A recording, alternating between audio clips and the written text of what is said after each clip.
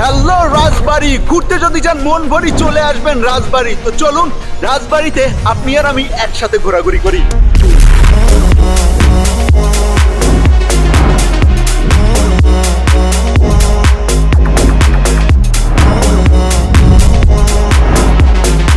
আজকের এই ভিডিওতে রাজবাড়ী জেলার সমস্ত সৌন্দর্য আপনার সামনে তুলে ধরবো এবং সাথে সাথে কমপ্লিট একটি ভ্রমণ গাইডলাইন দিব। তো চলুন ভিডিও শুরু করা যাক। হ্যালো গাইস, ইসমি লাকসু and welcome to my blog Rajbari. Rajbari বাংলাদেশের ঢাকা বিভাগের একটি জেলা, যা 1984 সালের 1 মার্চ ফরিদপুর থেকে পৃথক হয়ে একটি স্বাধীন জেলা হিসেবে আত্মপ্রকাশ করে। পদ্মা নদীর তীরে অবস্থিত এই জেলা রেল শহর নামেও বেশ পরিচিত। ঐতিহাসিকভাবে দেখা যায় এই এলাকার জমিদার ছিলেন রাজা সূর্যকুমার। তার বসতবাড়ি বা প্রাসাদকে কেন্দ্র করেই ধীরে ধীরে এই এলাকা পরিচিতি পায় রাজবাড়ী নামে। পরবর্তীতে ব্রিটিশ শাসন আমলে যখন প্রশাসনিক বিভাজন করা হয়, তখন এই অঞ্চলের অফিসিয়ালভাবে নাম রাখা হয় রাজবাড়ী।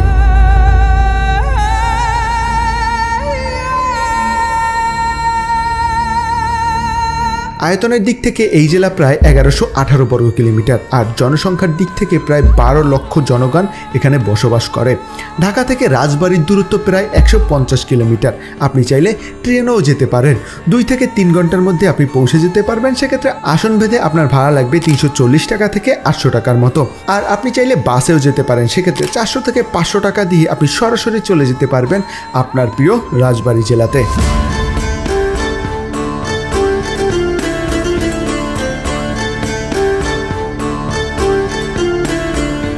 আমার পিছনে খুব সুন্দর করে লেখা আই লাভ রাজবাড়ী। আসলে রাজবাড়িকে আমিও ভালোবাসি আপনার মতো, তাই তো এখানে ছুটে আসলাম। অ্যান্ড এই জায়গাটা আমার কাছে একটু বেশি ভালো লেগেছে, কারণ এখানে সতেজ বাতাস অ্যান্ড আমার পিছনে কিন্তু পদ্মা নদী। আর এই জায়গার নাম হচ্ছে পদ্মা পুলক। মূলত এখনকার বলা হচ্ছে এইখানে পদ্মা পুলক বা I love Rajbari point, but এই নামটাকে সবাই একটা কমন নামে চিনে, সেটা হচ্ছে গোদার বাজার। আপনি যদি গোদার বাজার বা গোদার পয়েন্টে চলে আসেন, তাহলে কিন্তু এই সুন্দর আই লাভ রাজবাড়ী লেখাটি দেখতে পারবেন। আসলেই এই জায়গাটা যেমন সুন্দর, তেমনি এই লেখাটাও অনেক বেশি সুন্দর।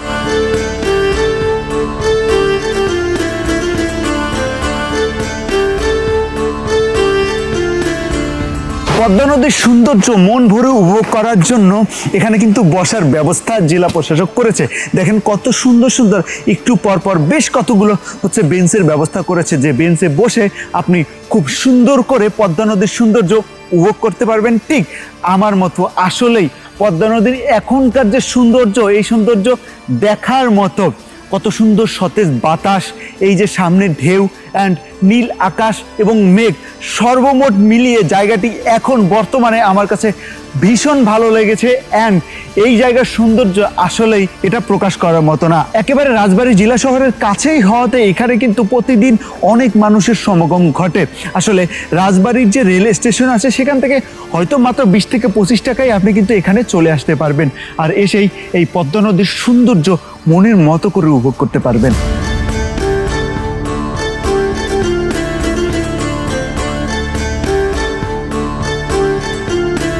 আসলে পদ্মা নদীর পাড়ে আসলে আপনার হাঁটতে কিন্তু ভীষণ ভালো লাগবে, আর এরকম সতেজ বাতাস এবং সতেজ পরিবেশে হাঁটতে কান্না ভালো লাগে বলেন। আর আপনার যদি এই নদী এবং নদীর প্রকৃতি ভালো লাগে, তাহলে আপনি চলে আসবেন এই গোদার বাজারের এই সুন্দর আই লাভ রাজবাড়ী পয়েন্টে। আর আসলেই কিন্তু আপনি এই সুন্দর সৌন্দর্য উপভোগ করতে পারবেন। তো অবশ্যই অবশ্যই রাজবাড়ী জেলা ঘুরতে আসেন, কিংবা আপনি রাজবাড়ির যদি হয়ে থাকেন, ঘুরে যাবেন এই গোদার বাজার আই লাভ রাজবাড়ী পয়েন্ট থেকে।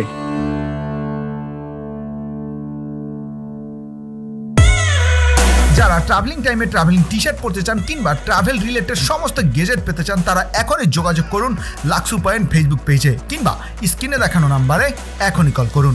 এখন এখান থেকে মাত্র 50 টাকা রিক্সা ভাড়া দিয়ে অথবা 20 টাকা অটো ভাড়া দিয়ে আপনি সরাসরি চলে যেতে পারবেন ইউকে বিচ বা গল্পগৃহ রিসোর্টে।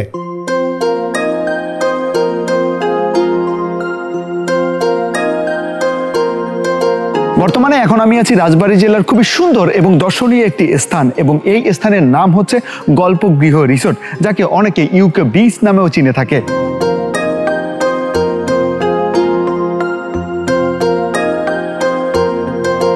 আমার পিছনে যে নদীটি রয়েছে এই নদীর নাম হচ্ছে পদ্মা নদী। অ্যান্ড আপনি যদি এখানে আসেন আপনিও এই সুন্দর পদ্মা নদীর সৌন্দর্য উপভোগ করতে পারবেন। আর আপনি যদি জোয়ার টাইমে আসেন তাহলে এখানে পদ্মা নদীর ঢেউ দেখলে আপনার ভীষণ ভালো লাগবে। আর এই যে ইউকে বিচ বা গল্পগৃহ রিসোর্টটি হচ্ছে রাজবাড়ী সদর উপজেলার বরাট ইউনিয়নে অবস্থিত।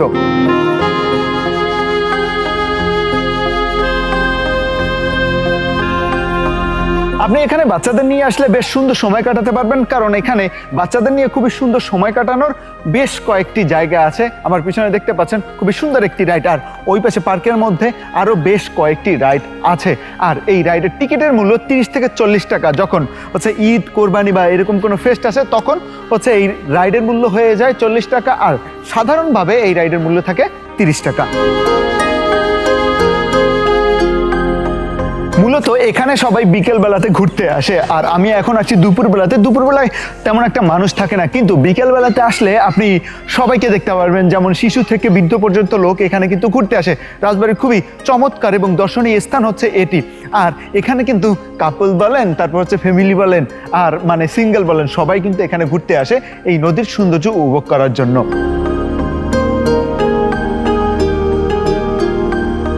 রাস্তার পাশেই আপনি এই রিসোর্টটি পেয়ে যাবেন, এবং এই রিসোর্টে প্রবেশ করতে হলে আপনার কিন্তু টিকিট কাটতে হবে, যার টিকিটের মূল্য মাত্র 20 টাকা। আর এখানে কিন্তু পার্কিংয়ের ব্যবস্থা আছে, আমার কাছ থেকে পার্কিংয়ের কোনো এক্সট্রা চার্জ নেয়নি, কিংবা এরা নিয়ে থাকে না, যদিও পরবর্তীতে নিতে পারে। আর ঢোকার সাথে সাথেই আপনি কিন্তু খুবই ছোটোর মধ্যে সুন্দর একটি পার্ক পেয়ে যাবেন। তারপরেই একটু সামনে আগালেই আপনি ইউকে বিচ নামে খুবই সুন্দর একটি লেখা দেখতে পারবেন। এরপরে হচ্ছে নদী।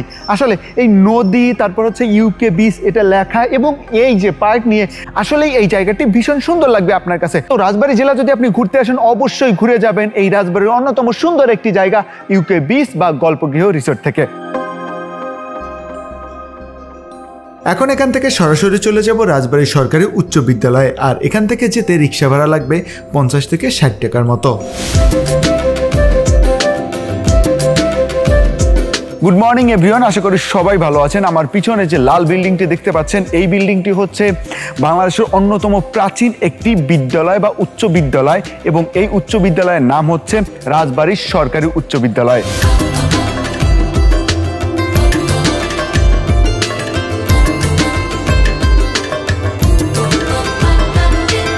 আমার পিছনে যে লাল বিল্ডিংটি রয়েছে এটি হচ্ছে এই বিদ্যালয়ের প্রথম ভবন, আর স্থানীয় লোকেরা এটিকে লাল ভবনও বলে থাকে। আর এই বিদ্যালয়ের বয়স হচ্ছে প্রায় 150 বছরেরও বেশি। দোতলা এই ভবনটি একসময় একটি কাচারিঘর ছিল, এবং সেই কাচারিঘর হিসেবে ব্যবহার করত স্থানীয় একজন জমিদার ছিল তখনকার সময়, তার নাম ছিল গির্জা শঙ্কর মজুমদার। বর্তমানে দোতলা এই ভবনটি হচ্ছে ব্যবহারের অনুপযুক্ত। আমাকে এখন যে জায়গায় দেখতে পাচ্ছেন এটি হচ্ছে এই কলেজের অন্যতম সুন্দর একটি জায়গা। আমার হাতের এই পাশে খুবই সুন্দর একটি দিঘি রয়েছে, আর এই পাশে রয়েছে খেলার মাঠ। খেলার মাঠটা আসলেই অনেক সুন্দর এবং অনেক বড়। আসলে এই কলেজে কি নেই, এই কলেজে সমস্ত কিছুই আছে, প্রশাসনিক ভবন সহ আপনি ডিপার্টমেন্ট ওয়াইজে হচ্ছে ভবনও এই কলেজে আছে, এবং এই কলেজের পরিবেশটা কিন্তু অনেক বেশি সুন্দর। রাজবাড়ী সরকারি উচ্চ বিদ্যালয় শুধু একটি উচ্চ বিদ্যালয়ই নয়, বরং এটি রাজবাড়ী জেলার অন্যতম একটি স্থাপত্য নিদর্শন বা অন্যতম একটি ঐতিহ্য বহন করে।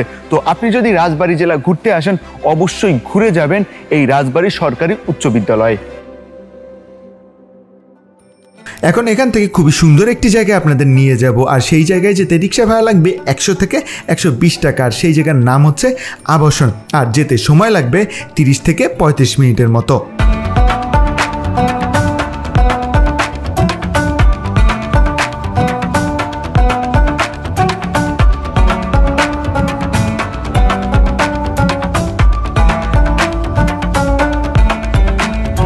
আসলে এখন যে জায়গায় আছি সেই জায়গা দেখে আমি অবাক হয়ে গেছি রীতিমতো।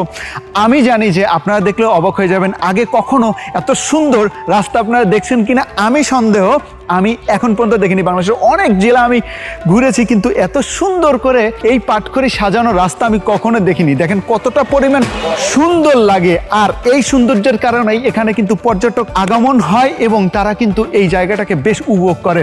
আর এখানে আরেকটি সুযোগ সুবিধা আছে, সেটি হচ্ছে আপনি নৌকা করেও কিন্তু এই সৌন্দর্য উপভোগ করতে পারবেন। আর আপনার নৌকা ভাড়া নিবে ঘন্টা প্রতি 200 কিংবা 300 টাকা। দরাদরি করবেন তাহলে 150 টাকায় নিতে পারবেন। বিকেলটি খুব সুন্দর করে কাটানো যায় বলে এখানে শুক্র এবং শনিবারে প্রচুর পরিমাণ মানুষের সমাগম হয়। আসলে এই গ্রাম বাংলার পরিবেশ এবং এই সুন্দর রাস্তা দেখে আপনার মন ভালো হবে, এটি আমি বলে দিতে পারি। আর এখানে বড় একটি রেস্টুরেন্ট আছে, আপনারা চাইলে ফ্যামিলি নিয়ে এসে এখানে ঘুরে খাওয়া দাওয়া করে তারপর সেখান থেকে চলে যেতে পারবেন। আর আপনি যদি রাজবাড়ী জেলাতে ঘুরতে আসেন অবশ্যই এই জায়গায় ঘুরে যাবেন, আপনার মন অবশ্যই ভালো হয়ে যাবে।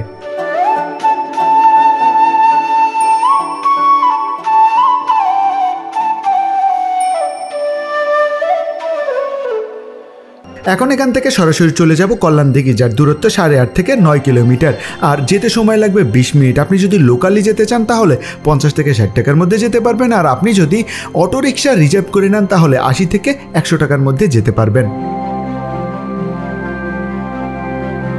আমার পিছনে অনেক বড় একটি দিঘি রয়েছে, যেই দিঘি রাজবাড়ী জেলার অন্যতম ঐতিহ্যবাহী একটি দিঘি, এবং এই দিঘির নাম হচ্ছে কল্যাণ দিঘি।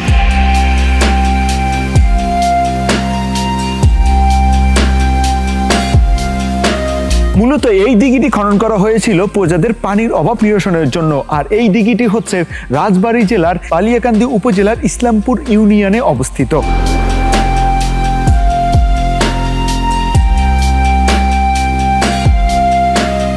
ধারণা করা হয় অষ্টাদশ শতাব্দীতে রাজা সীতারাম এই দিঘিটি খনন করেন। রাজা সীতারাম তিনি দিঘি খনন করতে প্রচণ্ড লেভেলের ভালোবাসতে তিনি একাধারে অনেক কয়েকটি দিঘি খনন করেছিল, যার মধ্যে অন্যতম হচ্ছে কৃষ্ণসাগর, রামসাগর এবং সুখসাগর। আসলে এই দিঘিগুলো তার খনন করা একটা পেশা এবং নেশা ছিল, এবং ধারণা করা হয় বা কথিত আছে যে এই দিঘিটি খনন করতে প্রায় 200 জন শ্রমিক লেগেছিল, যারা যুদ্ধ ব্যতীত অন্য কোনো কাজ করতো না, তাই তাদেরকে দিয়ে এই রাজা দিঘি খনন করতো। তার মধ্যে অন্যতম একটি দিঘি এই কল্যাণ দিঘি।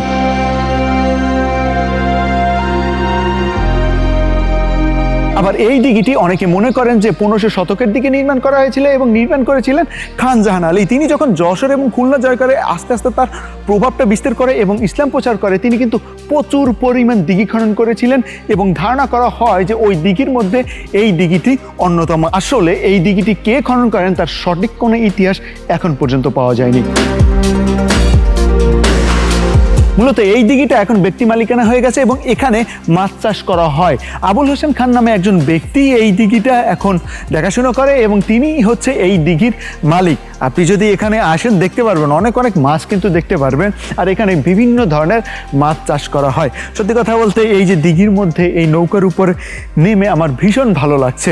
আপনিও যদি আসেন একটু বসবেন, ছবি তুলবেন, ফটোশ্যুট করবেন অথবা ভিডিও করবেন, আপনারও ভালো লাগবে।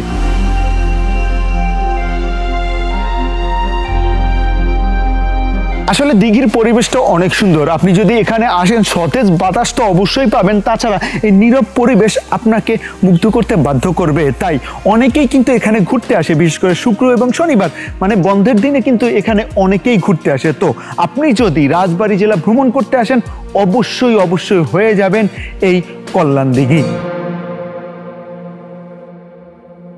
এখন এখান থেকে সরাসরি চলে যাব মীর মোশাররফ হোসেন মিউজিয়ামে, আর সেখানে যেতে সময় লাগবে 25 থেকে 30 মিনিট, আর দূরত্ব হচ্ছে 8 থেকে 9 কিলোমিটারের মতো। আর লোকালি যেতে আপনার খরচ হবে 60 টাকার মতো, আর আপনি যদি অটোরিকশা রিজার্ভ নিয়ে যেতে চান তাহলে খরচ হবে 80 থেকে 100 টাকার মতো।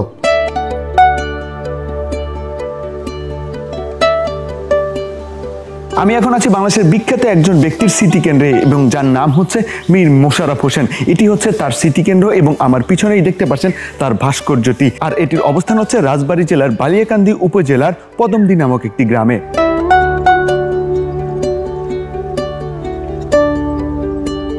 19 শতকের প্রখ্যাত সাহিত্যিক মীর মোশাররফ হোসেনের স্মৃতিকে কেন্দ্র করেই এই স্মৃতিকেন্দ্রটি নির্মাণ করা হয়েছে। তিনি ছিলেন বাংলার প্রথম মুসলিম প্রখ্যাত উপন্যাসিক এবং নাট্যকার, এবং তার কালজয়ী রচনা বিশ্বাস সিন্ধু কিন্তু বাংলা সাহিত্যে অন্যরকম একটি ভূমিকা পালন করে।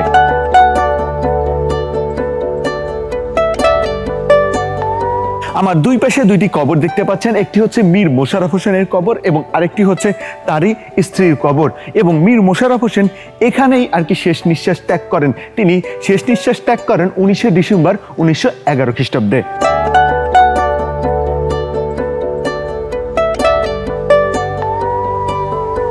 কবি জন্মগ্রহণ করেছিলেন কিন্তু কুষ্টিয়া জেলাতে। তিনি জন্মগ্রহণ করেন 1847 সালে, কিন্তু কবির জীবনের বড় একটি অংশই কবি কিন্তু এখানে কাটান। তার প্রত্যেক নিবাস কিন্তু এটাই, এবং এখানেই কিন্তু তিনি শেষ নিঃশ্বাস ত্যাগ করেন।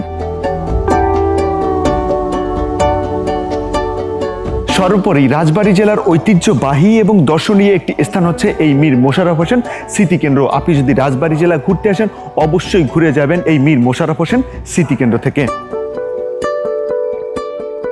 আপনার হাতে যদি এক্সট্রা সময় থাকে তাহলে আপনি এখান থেকে সরাসরি চলে যাবেন জোর বাংলা মন্দির দেখতে। আর এখান থেকে দূরত্ব হচ্ছে 18 কিলোমিটার, আর আপনার লোকালি ভাড়া লাগবে 60 থেকে 70 টাকার মতো। বর্তমানে আমি এখন আছি রাজবাড়ী জেলার বালিয়াকান্দি উপজেলার জামালপুর ইউনিয়নের নলিয়া গ্রামে। আর এখানে আছি কারণ আমার পিছনে একটি মন্দির রয়েছে। এই মন্দিরের নাম হচ্ছে জোর বাংলা মন্দির, আর এই মন্দিরটি নির্মাণ করা হয় 1655 সালে। আমার পিছনে যে মন্দিরটির ধ্বংসাবশেষ দেখতে পাচ্ছেন এটি হচ্ছে জোর বাংলা মন্দির। মূলত বাংলা রীতিতে আর কি দোচালা জোড়া মন্দিরকেই বলা হয় যে জোর বাংলা মন্দির, যার একটিতে আর কি মন্দির ছিল আর অপরটিতে গর্ভগৃহ হিসেবে ব্যবহার করা হতো। মূলত রাজা সীতারাম রায় চেয়েছিলেন একটি স্বর্ণ মূর্তি করতে, এবং সেটির দায়িত্ব দেওয়া হয়েছিল এই যে নলিয়া গ্রামের একজন কর্মকারকে। সেই কর্মকার সেই স্বর্ণ মূর্তির পাশাপাশি আরেকটি পিতলের মূর্তি করে। আর হিন্দু ধর্মীয় রীতিতে এক মন্দিরে দুইটি মূর্তি রাখা যায় না, তাই সেই মূর্তিটাকে রাখার জন্য এইখানে এই মন্দিরটি নির্মাণ করা হয়েছিল।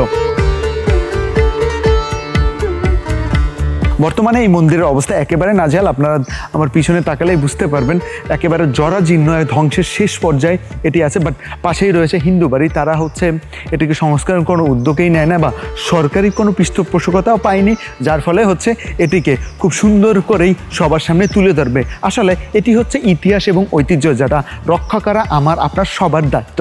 আর স্থানীয় লোকের বা এই যে আশেপাশের যে ব্যক্তিবর্গ আছে বা যারা হিন্দু আছে তাদের অবশ্যই এই মন্দিরগুলোকে পরিষ্কার করে সবার সামনে এর ইতিহাসকে তুলে ধরা উচিত ছিল, যদিও এখন একেবারে ধ্বংসের শেষ পর্যায়ে। এখন আপনি এখান থেকে সরাসরি রাজবাড়ী শহরে চলে যাবেন। সেখান থেকে মাত্র 80 টাকা রিক্সা ভাড়া দিয়ে আপনি সরাসরি চলে যাবেন কুটিপাচরিয়া বাবুবাড়ি বা পেশকার বাড়িতে।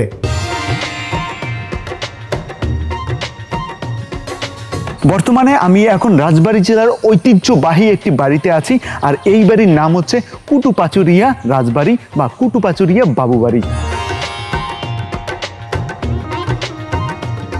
এই জমিদার বাড়ি নির্মাণ করেন দ্বারকনাথ সাহা নামে একজন ব্যক্তি। তিনি জন্মগ্রহণ করেছিলেন বাংলা সালের 1344 সালে, এবং তিনি ছিলেন এখানকার জমিদার। তিনি এখানকার জমিদার হওয়ার ফলে এই এলাকার বিভিন্ন ধরনের খাজনা আদায় করতেন, এবং তিনি এই এলাকার ব্যাপক উন্নয়ন করেছিলেন। ব্রিটিশ শাসন আমলের সময় কিংবা ইংরেজ শাসন আমলের সময় এই বাড়ির দায়িত্বে ছিলেন মুহিতবাবু নামে একজন ব্যক্তি। তিনি এই যে রাজবাড়ির বিভিন্ন অঞ্চল থেকে খাজনা আদায় করতেন। পরবর্তীতে দেশভাগের পরে তিনি ভারতে পাড়ি জমান এবং এই বাড়িটি পরিত্যক্ত অবস্থায় তিনি রেখে যান। সুন্দর এই বাড়িটিকে আপনি বাবু বাড়ি বলেন, রাজবাড়ি বলেন, জমিদার বাড়ি বলেন। এই বাড়িটির যখন ক্ষমতায় ছিল তখন কিন্তু এই বাড়িটি অনেক সুন্দর ছিল। বর্তমানে পৃষ্ঠপোষকতার অভাবে কিন্তু আস্তে আস্তে এর সৌন্দর্য হারিয়ে ফেলছে। আমি আশা করব যে এটা সরকারি পৃষ্ঠপোষকতা পাক এবং এই বাড়িটিকে খুব সুন্দর করেই আবার সাজানো হোক। আসলেই এই বাড়িটি কিন্তু অনেক সুন্দর। আপনি যদি রাজবাড়ী জেলা ঘুরতে আসেন অবশ্যই দেখে যাবেন এই সুন্দর বাড়িটি। আজকের মতো এ পর্যন্তই। দেখা হবে নতুন কোনো ভিডিওতে নতুন কোনো দিনে। সেই পর্যন্ত ভালো থাকবেন, সুস্থ থাকবেন আর আমার জন্য দোয়া করবেন। আল্লাহ হাফেজ।